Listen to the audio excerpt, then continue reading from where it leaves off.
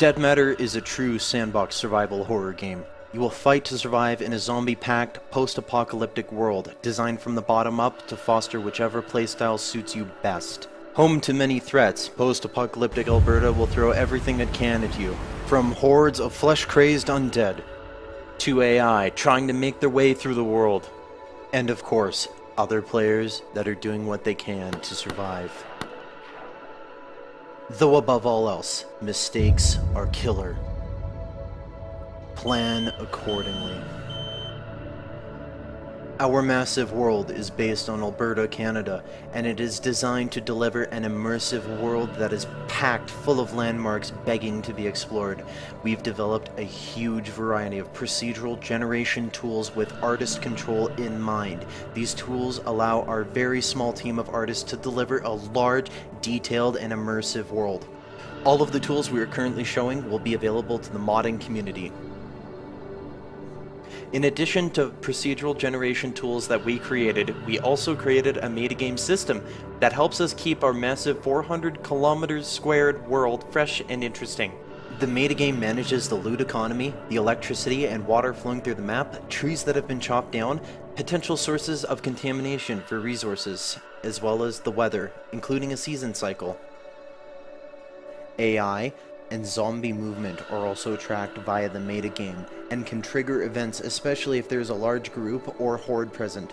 These events can be interacted with and will result in potential rewards or penalties depending on your actions.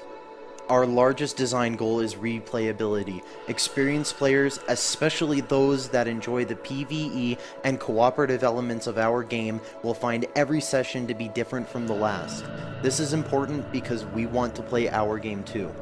There is also a variety of buildings that you can choose to reclaim in order to aid your long-term survival. This quiet, unassuming suburban home is our first example of a building that you can reclaim. That yes, you can move furniture around, you can place lights, lanterns, generators, anything, even barricade your own windows the way that you want.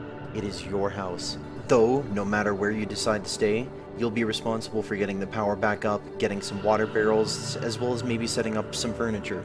Another option to choose from is a loot-filled industrial warehouse. This is for players that like to customize their gear, as well as build things. If you're more of a fan of driving things, then the gas station and auto repair shop is more for you. Like the vehicles you were looking at right now, all weapons in our game are customizable.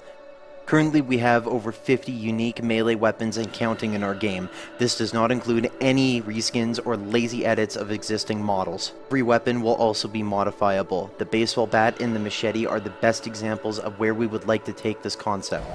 We need your help to get a polished, playable alpha version of our game onto Steam within the next 6 months. We will need to be able to hire essential personnel to work full-time until we hit our planned release date, and with your help, we can make it happen. Please check out our backer rewards, as we have plenty of options available, such as a park bench, a road, or even an entire town being named after you for your contribution. All backers will also receive a mention in the game credits. We take your support and voice seriously, so drop any suggestions, ideas, or thoughts you might have on our forums or social media, where we plan to communicate development progress, including vlogs, screenshots, and community QA sessions. Help us help you answer the age-old question of what would I do in a zombie apocalypse?